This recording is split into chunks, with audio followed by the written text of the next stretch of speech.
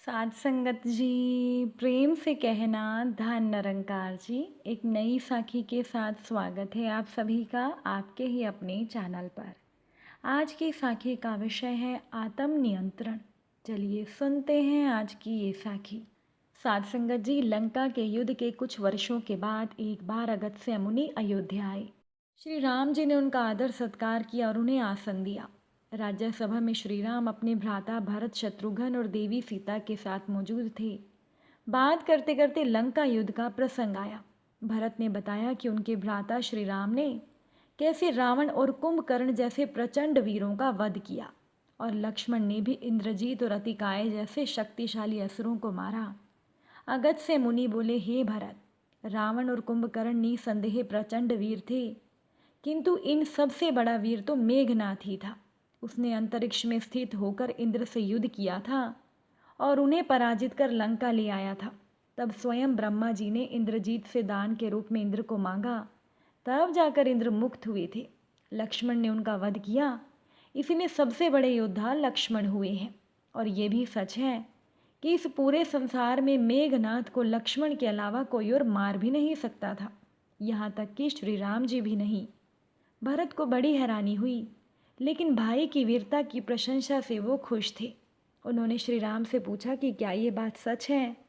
जब भगवान श्री राम जी ने इसकी पुष्टि की तो भी भरत के मन में जिज्ञासा पैदा हुई कि आखिर अगस्त्य मुनि ऐसा क्यों कह रहे हैं कि इंद्रजीत का वध रावण से ज़्यादा मुश्किल था।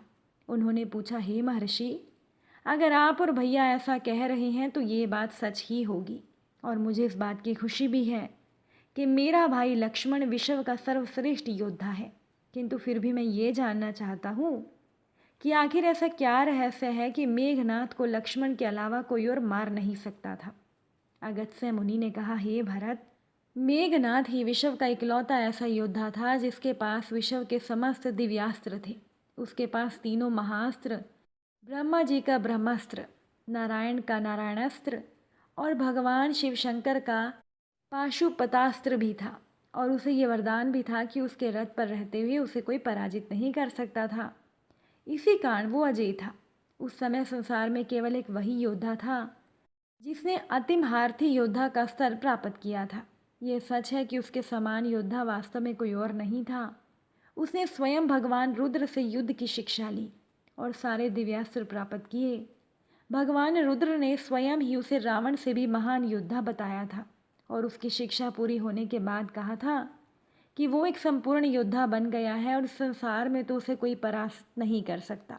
उन्होंने यहाँ तक कहा कि उन्हें संदेह है कि स्वयं वीरभद्र भी मेघनाथ को परास्त कर सके। इसके अतिरिक्त उसकी परम पवित्र पत्नी सुलोचना का अस्तित्व भी उसकी रक्षा करता था। इस पर भरत ने कहा, हे महर्षि, आपके मुख से मेघनाथ की शक्ति का ऐसा वर्णन सुनकर विश्वास हो गया कि वह वास्तव में महान योद्धा था। किंतु बात अगर केवल दिव्यास्त्र की है तो भगवान श्री राम जी के पास भी तो सारे दिव्यास्त्र थे। उन्होंने भी त्रिदेवों के महास्त्र प्राप्त किए। साथ ही महाबली हनुमान जी को भी ये वरदान था कि उन पर किसी भी अस्त्र शस्त्र का प्रभाव नहीं होगा, और उनके बल और पराक्रम का कहना ही क्या। लक्ष्मण निसंदेह महाप्रचंड योद्धा थे और उनके पास भी सभी दिव्यास्त्र थे, किंतु उसे पाशुपास्त्र का तो ज्ञान ही नहीं था जिसका ज्ञान मेघनाथ को था। फिर भी लक्ष्मण किस प्रकार मेघनाथ का वध करने में सफल हुए, और आपने ऐसा क्यों कहा कि केवल लक्ष्मण ही मेघनाथ का वध कर सकते थे। इस पर अगस्त्य मुनि ने कहा, आपका कथन सच है।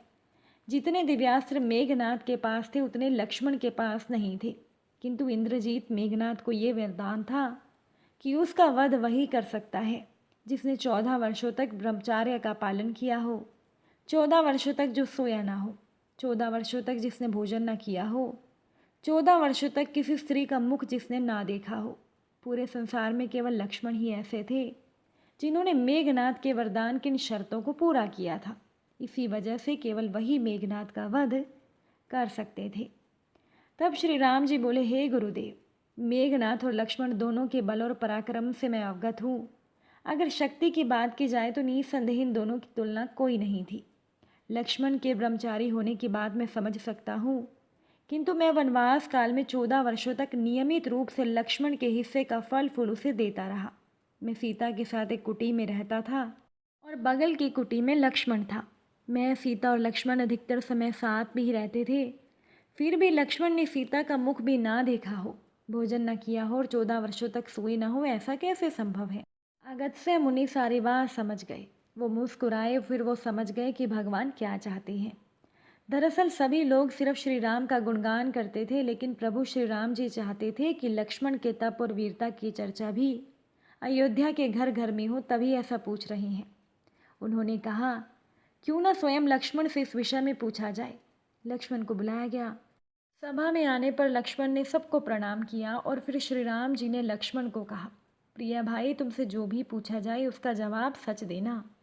हम तीनों 14 वर्षों तक साथ रहे, फिर तुमने सीता का मुख कैसे नहीं देखा? फल दिए गए फिर भी तुम अनाहारी कैसे रहे? और 14 वर्षों तक तुम सोए कैसे नहीं? लक्ष्मण ने कहा, भैया, जब हम भाभी को तलाशते हुए ऋषिमुख पर्वत गए तो सुग्रीव ने हमें उनके आभूषण दिखाकर पहचानने को कहा। तो आपको स्मरण होगा कि मैं तो सिवाय उनके पैरों के नुपुर के कोई आभूषण नहीं पहचान पाया था, क्योंकि मैंने कभी भी उनके चरणों के ऊपर देखा ही नहीं था। मैं तो भाभी को केवल उनके चरणों से पहचानता हूँ। उसके अतिरिक्त मैंने वनवास के समय शूर्पणखा एवं बाली की भार्या देवी तारा को ही देखा था, किंतु एक तो वो अनायास ही मेरे सामने आ गई थी और दूसरा वो दोनों पूर्ण मनुष्य नहीं थी। शूर्पणखा राक्षसी थी और तारा वानर जाति की। रही बात निद्रा की, तो जब आप और माता एक कुटिया में सोते थे तो मैं रात भर बाहर धनुष पर बाण चढ़ाए पहरेदारी में खड़ा रहता था।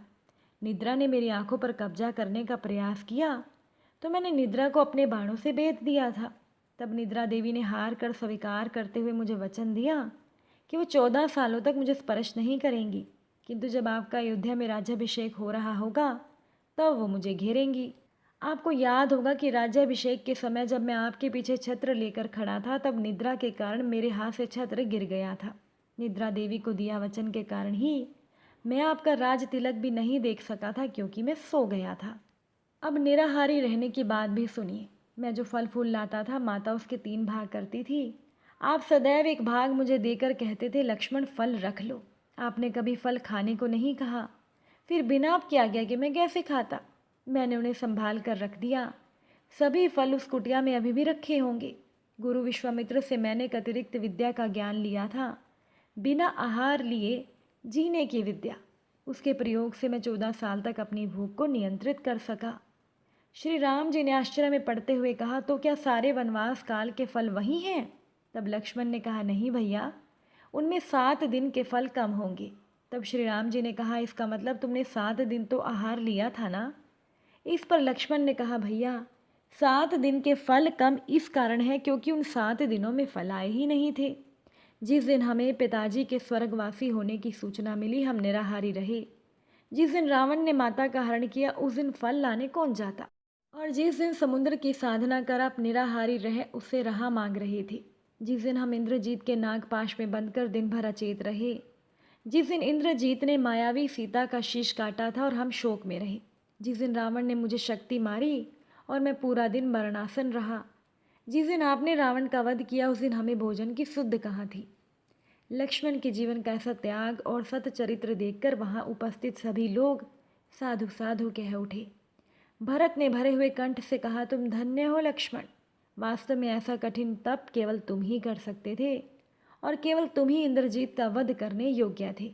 कदाचित इसी कारण मुझे या शत्रुघ्न को भैया के साथ वन जाने का सौभाग्य नहीं मिला, क्योंकि ऐसा संयम केवल तुम्हारे लिए संभव है। श्री राम जी ने गदगद होकर लक्ष्मण को गले से लगा लिया और कहने लगे, प्रिय लक्ष्मण, वास्तव में तुम जैसा भाई मिलना कठिन ही नहीं, असंभव है। तुम्हारा ये आत्म नियंत्रण किसी तपस्या से कम नहीं।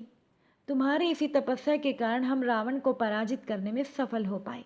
वास्तव में तुम ही इस विश्व के सर्वश्रेष्ठ योद्धा हो और जब तक ये संसार रहेगा, तुम्हारी सत्य चरित्रता सबका मार्गदर्शन करती रहेगी।